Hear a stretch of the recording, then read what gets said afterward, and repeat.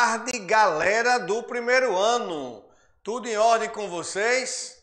Espero que vocês estão bem legal, gente.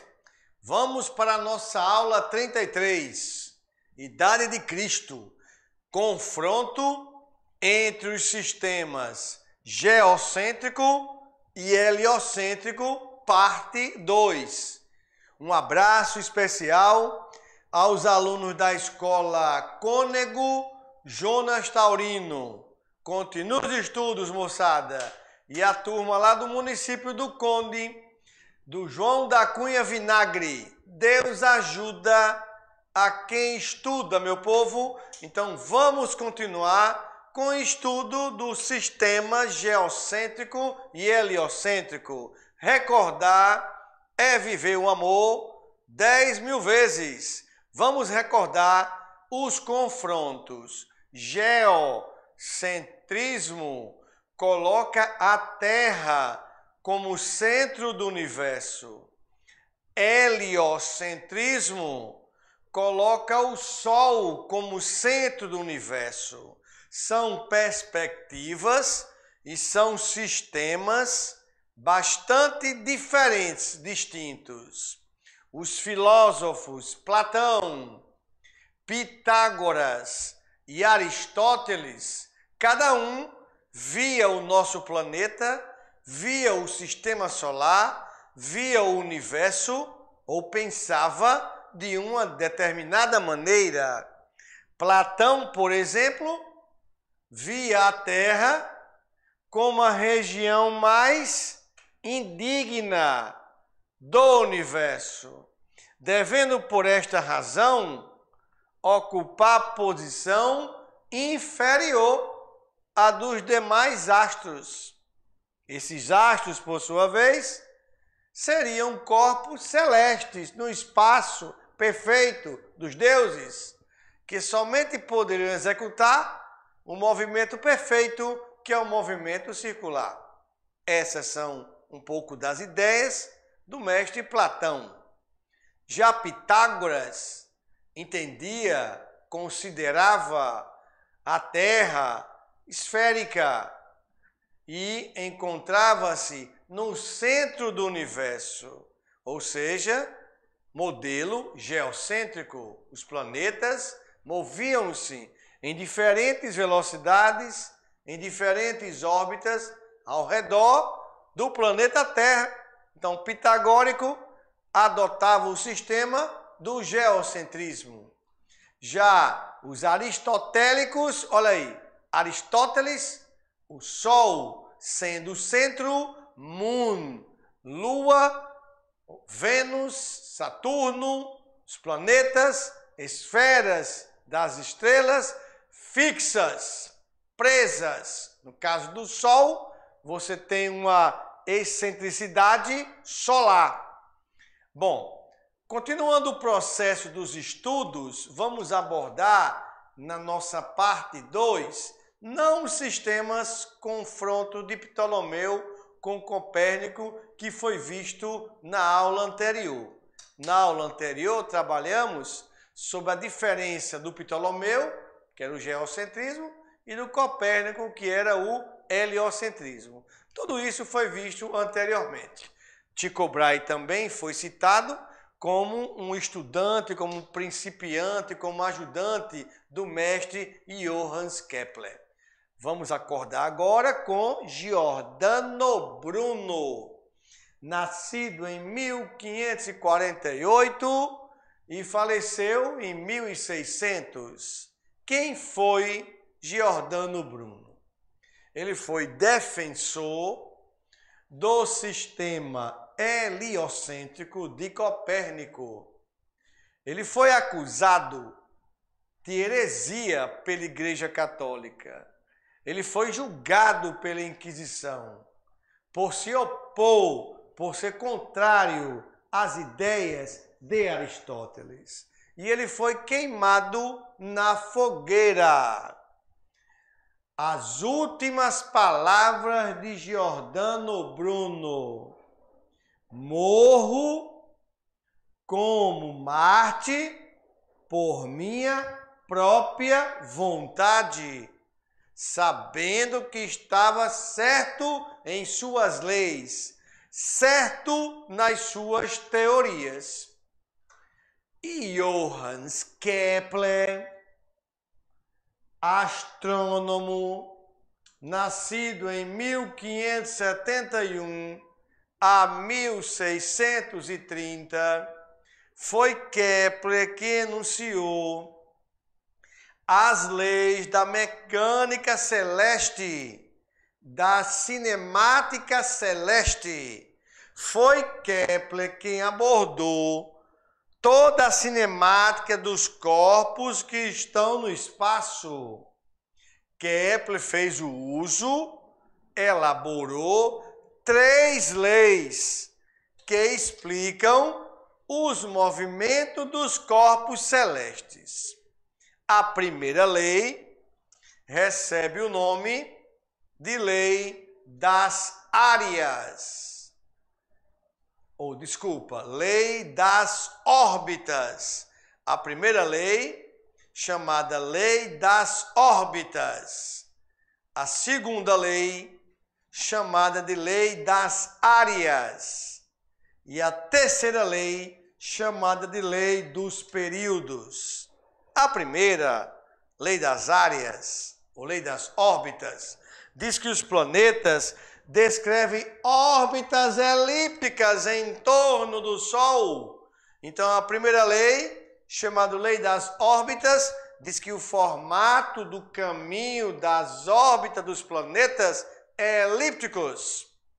A segunda lei, que é a lei das áreas, diz que os planetas descrevem áreas proporcionais aos tempos. A área proporcional ao tempo, é daí que apareceu o periélio e apareceu o afélio. O periélio, ponto mais próximo do Sol, velocidade máxima. Afélio, ponto mais afastado do Sol, velocidade mínima. E a terceira lei de Kepler é a chamada lei dos períodos. Quanto mais distante tiver o planeta do Sol, maior o seu período. Período é o tempo que ele gasta para dar uma volta. O nosso planeta Terra, para dar uma volta completa ao redor do Sol, executando o seu movimento de translação, gasta 365 dias. Mercúrio, que está mais próximo do Sol, gasta um tempo menor. Plutão, que está mais afastado do que a Terra, gasta um tempo maior. Então, Kepler observou essas 3 leis. Primeira lei, lei das órbitas. Segunda lei, lei das áreas. Terceira lei, lei dos períodos. São leis que descrevem os movimentos, é a mecânica celeste. Kepler explicou a cinemática celeste. Kepler também herdou todos os dados colhidos por Tycho Brahe, como se Tycho Brahe fosse o seu monitor, fosse o seu ajudante. Marcou também o desenvolvimento da astronomia. A astronomia nasceu com todas as observações de Johannes Kepler. E Kepler também rompe de vez completamente o paradigma do geocentrismo. É na ideia copernicana, depois da ideia de Johannes Kepler, que vem o paradigma ser rompido. Já o mestre Galileu Galilei, italiano, nascido em 1564, falecido em 1642, no mesmo ano que nasceu Newton, ele primeiro, além de fundar o método científico, é considerado o pai da ciência, porque é através de Galileu que começa a pensar a ciência de uma forma diferente. Método científico.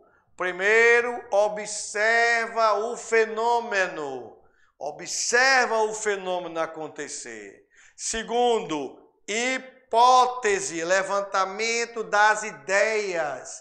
Depois vem a experimentação, análise e conclusão. Então, Galileu estudou todos esses movimentos à luz do método científico. Considerado mensageiro das estrelas, Sidereus Nuntius, mensageiro das estrelas, fundou e adotou de vez o heliocentrismo, onde o Sol é o centro e não a Terra, e também foi condenado pela Igreja. Só não foi queimado vivo porque ele teve que negar as suas teorias. Conta-se a lenda que Galileu disse a célebre frase para o inquisitor Belarmino: a verdade é filha do tempo e não da autoridade. Essa foi a frase de Galileu. Vamos entender? A verdade é filha do tempo e não da autoridade, mas que a Terra gira, ela gira. Ou seja, eu estou me calando agora em prol da minha vida, mas com o tempo vocês verão que a Terra não é o centro do universo. A Terra gira em torno do Sol. Bom, então essas são as ideias de Galileu, que na mecânica estudou toda a cinemática dos movimentos, considerado o pai da ciência moderna. Galileu, dentre várias observações, dentre vários trabalhos, dentre várias pesquisas, ele construiu ou aperfeiçoou a sua luneta de observação, porque antigamente os gregos, os filósofos, observavam o céu a olho nu, observavam os movimentos dos astros e faziam as suas anotações sem nenhum instrumento óptico. Com Galileu, deu-se o primeiro passo. Galileu construiu a luneta, ou ele aperfeiçoou a luneta inventada pelo holandês Hans Lippershey. Quer dizer, o cara inventou, aí Galileu aperfeiçoou. E ele foi o primeiro a apontá-la para o céu, observando montanhas e crateras na Lua, que era o foco, manchas no Sol e 4 satélites em volta de Júpiter. Então aí tem um exemplar lá no Museu do Louvre que representa a luneta elaborada e aperfeiçoada por Galileu. E ao lado você tem os desenhos, as observações feitas por Galileu durante esse período, ou seja, as fases da Lua, as manchas solares, a Lua minguante, quarto crescente, a Lua nova, a Lua cheia. Todas essas observações, elas foram feitas por Galileu com a sua simples luneta. É claro que naquela época não tinha muita poluição. É claro que naquela época também o céu, contemplando o céu numa noite de tempo bom, os astros eram mais visíveis, sem poluição e sem tanta luminosidade das cidades, ok? Já é um marco divisor nós temos aí na tela um tipo de evolução na observação do espaço. Esse divisor de águas foi o mestre Galileu. É uma era pré-telescópio e uma era pós-telescópio. E quem é o divisor de águas, o divisor, o que colabora com isso, foi o mestre Galileu. Na era pré-telescópio, a pessoa olhava para o céu e só conseguiria enxergar, no máximo, 2 estrelas, fonte de luz primária, observada aqui da Terra, um objeto no espaço sideral. Com Galileu, construiu a luneta de Galileu, aperfeiçoou com os telescópios e nós conseguimos da Terra observar os corpos celestes em maior quantidade. Quer dizer, antes observava pouquinho, que era olho nu, e agora desenvolveu todo um sistema de telescópio, de lentes, de radiações, onde a gente pode observar todo o processo do sistema solar. Então, o processo de divisão de águas foi o mestre Galileu. Um pouco também de Newton, que é, digamos assim, Newton nasce no mesmo ano que Galileu vai falecer, mas Newton continuou os trabalhos observados por Galileu. Porque Galileu, na mecânica, estudou e analisou a cinemática. Newton, na mecânica, estudou a dinâmica, as forças. Newton falou que se conseguir enxergar mais longe, é porque estive apoiado em ombros de gigantes. Newton reconhecendo os trabalhos do mestre Galileu. Newton enunciou as famosas leis de Newton, lá da mecânica. A primeira lei é o princípio da inércia. A segunda lei é o princípio fundamental da dinâmica. E a terceira lei é o princípio da ação e reação. Na dinâmica, Newton estudou as forças, o que produz a velocidade, o que produz a variação de velocidade. Vamos agora abordar na gravitação universal dos corpos celestes. Newton foi a segunda parte, explicou as forças, explicou os movimentos dos corpos com abordagem entre as forças. Que tipo de força está atuando entre corpos celestes? Newton observou que é uma força de origem gravitacional, aonde os planetas se atraem na proporção direta de suas massas e na proporção inversa do quadrado da distância que os separam. Traduzindo, toda a força de campo varia com o inverso da distância. Se a distância aumenta, a força diminui. Se a distância dobrou, a força é menor 4 vezes. Se a distância triplicou, a força é menor 9 vezes. Porque Newton observou uma relação entre força e distância, mas força e massa não. A força e massa são grandezas diretamente proporcionais. Aumentando-se a massa dos corpos, quanto maior for a massa, maior será a força. Olha, povo de Deus, força aumenta, massa aumenta. Força aumenta, distância diminui. Essa lei recebe o nome Lei da Gravitação Universal de Newton. Alguns livros chamam de Lei da Atração da Gravitação Universal de Newton. Adotou o sistema heliocêntrico. Newton criou a lei da gravitação universal, e a constante da gravitação universal de Newton é utilizada até hoje como lançamento dos foguetes da NASA, como movimento dos aviões.